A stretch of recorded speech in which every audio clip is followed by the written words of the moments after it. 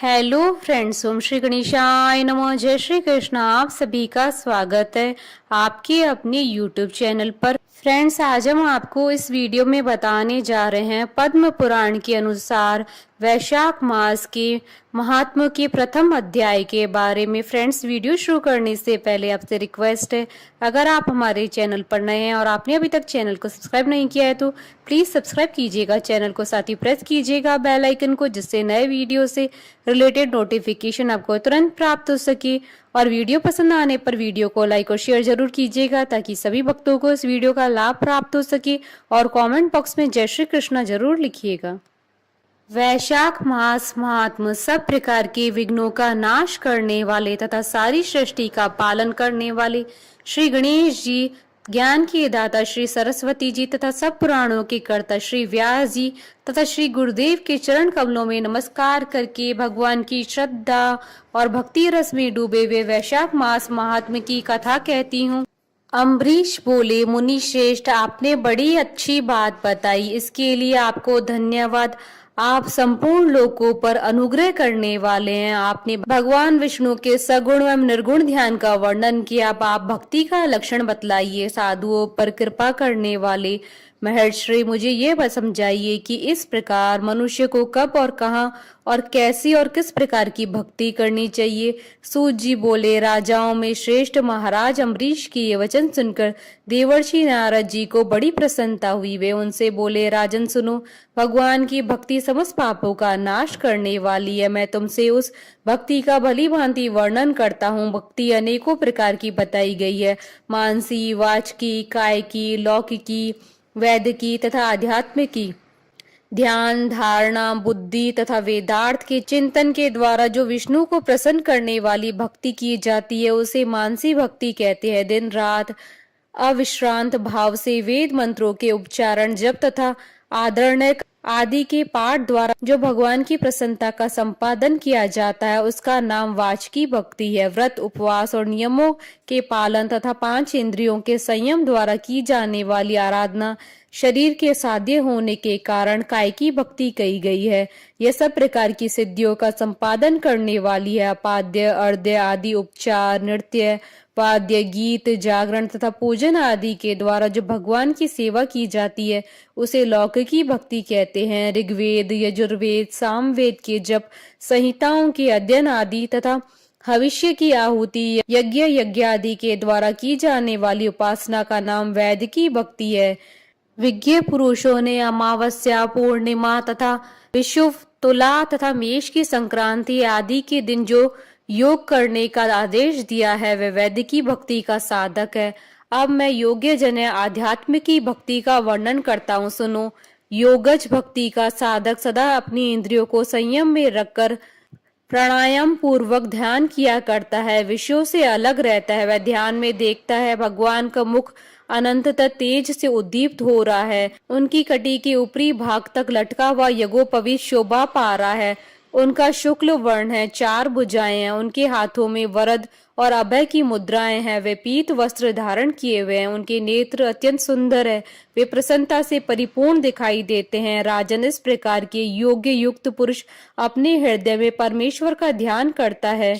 जैसे प्रज्वलित अग्नि काष्ठ को भस्म कर डालती है, उसी प्रकार भगवान की भक्ति मनुष्य के पापों को तत्काल दग्ध कर देती है। भगवान श्री विष्णु की भक्ति साक्षात सुधा का रस है, संपूर्ण रसों का एकमात्र सार है।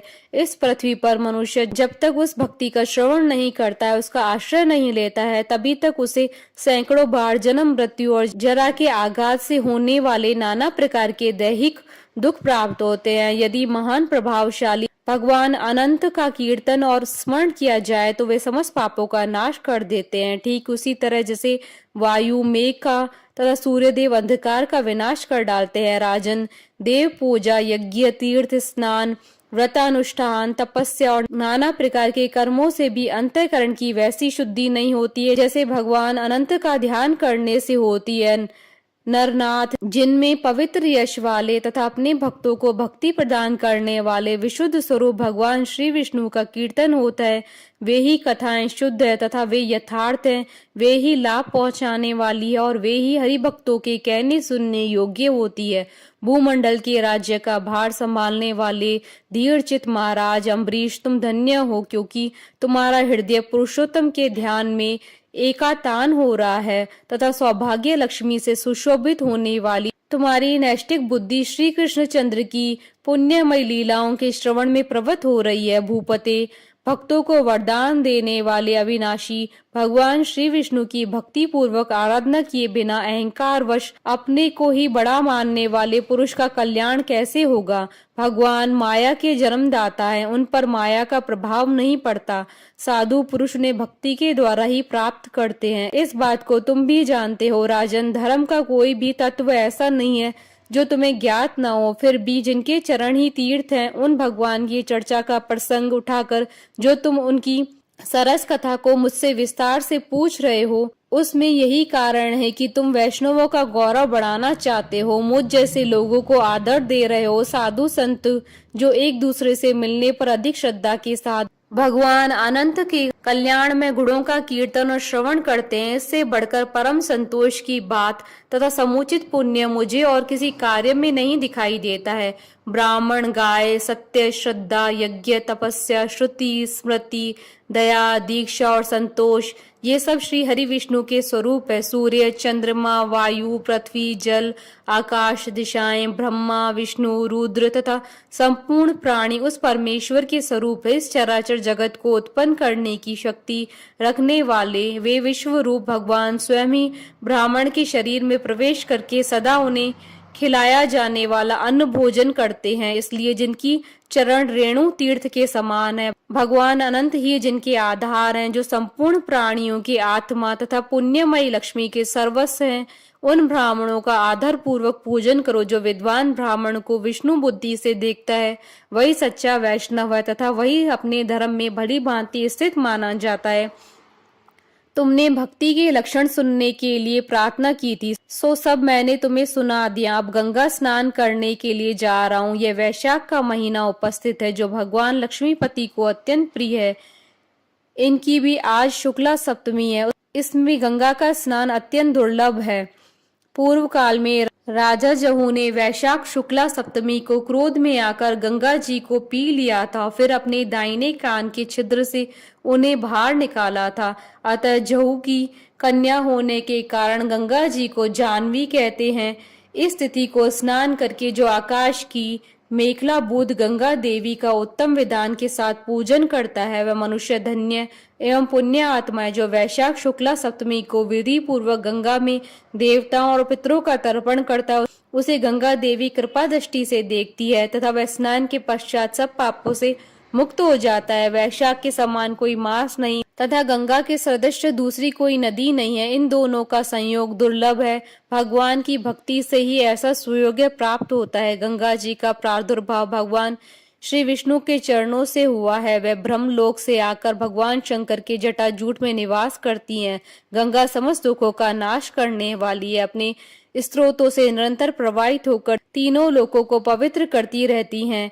उन्हें स्वर्ग पर चढ़ने के लिए सीढ़ी माना गया है। वह सदा आनंद देने वाली है, नाना प्रकार के पापों को हरने वाली, संकट से तारने वाली, भक्तजनों के अंतःकरण में दिव्य प्रकाश फैलाने की लीला से सुशोभित होने वाली, सगर के पुत्रों को मोक्ष प्रदान करने वाली, धर्म मार्ग में लाने वाली तथा 3 मार्गों से प्रवाहित होने वाली गंगा देवी तीनों लोकों का श्रृंगार है। वे अपने दर्शन, स्पर्श, स्नान, कीर्तन, ध्यान और सेवन से हजारों पवित्र तथा अपवित्र पुरुषों को पावन बनाती रहती हैं। जो लोग दूर रहकर भी तीनों समय गंगा गंगा गंगा इस प्रकार उच्चारण करते हैं, उनके 3 जन्मों का पाप गंगा जी नष्ट कर देती है। जो मनुष्य 1000 योजन दूर से भी गंगा का स्मरण करता है, वह पापी होने पर भी उत्तम गति को प्राप्त होता है। राजन, वैशाख शुक्ला सप्तमी को गंगा जी का दर्शन विशेष दुर्लभ है। भगवान श्री विष्णु और ब्राह्मणों की कृपा से ही उस दिन उनकी प्राप्ति होती है। माधव,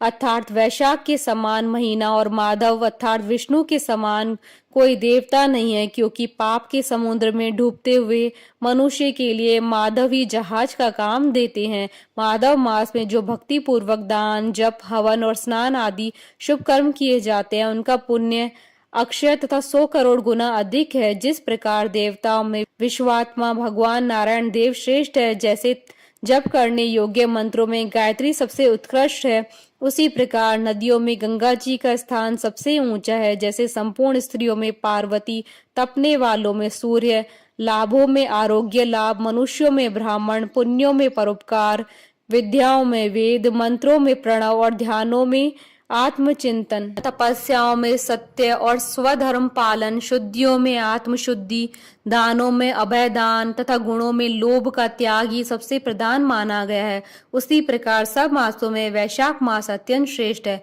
पापों का अंत वैशाख मास में प्रातः स्नान करने से होता है, अंधकार का अंत सूर्य के उदय से तथा पुण्यों का अंत दूसरों की बुराई और चुगली करने से होता है। हे राजन, कार्तिक मास में जब सूर्य तुला राशि पर स्थित हो, उस समय जो स्नान दान आदि पुण्य कार्य किया जाता है, उसका पुण्य परार्ध गुना अधिक होता है। माघ मास में जब मकर राशि पर सूर्य हो तो कार्तिक की अपेक्षा भी 1000 गुना उत्तम फल प्राप्त होता है, और वैशाख मास में मेष की संक्रांति होने पर माघ से भी 100 गुना अधिक पुण्य होता है। वे ही मनुष्य पुण्यात्मा और धन्य हैं जो वैशाख मास में प्रातः काल स्नान करके विधि विधान से भगवान लक्ष्मीपति की पूजा करते हैं। वैशाख मास में सवेरे का स्नान, यज्ञ, दान, उपवास, हविष्य भक्षण तथा ब्रह्मचर्य का पालन ये मान पातकों को नाश करने वाला है। हे राजन, कलयुग में वैशाख मास की महिमा गुप्त नहीं रहने पाएगी, क्योंकि उस समय वैशाख स्नान का महात्म अश्वमेघ यज्ञ के अनुष्ठान से भी बढ़कर है। कलयुग में परम पावन अश्वमेघ यज्ञ का अनुष्ठान नहीं हो सकता है। उस समय वैशाख मास का स्नान ही अश्वमेघ यज्ञ के समान विहित है। कलयुग के अधिकांश मनुष्य पापी होंगे, उनकी बुद्धि पाप में ही आसक्त होगी, अतः वे अश्वमेघ के पुण्य को जो स्वर्ग और मोक्ष रूप फल प्रदान करने वाला है नहीं जान सकेंगे। उस समय के लिए लोग अपने पापों के कारण नरक में पड़ेंगे। अतएव कलयुग के लिए अश्वमेघ का प्रचार कम कर दिया गया और उसके स्थान पर वैशाख मास के स्नान का विधान किया गया। इति श्री पद्म पुराण अंतर्गत वैशाख मास महात्म्य का प्रथम अध्याय संपूर्ण। बोलिए भगवान विष्णु की जय, सनातन धर्म की जय। हमारे साथ इस वीडियो में अंत तक बने रहने के लिए आपका धन्यवाद। ओम श्री गणेशाय नमः।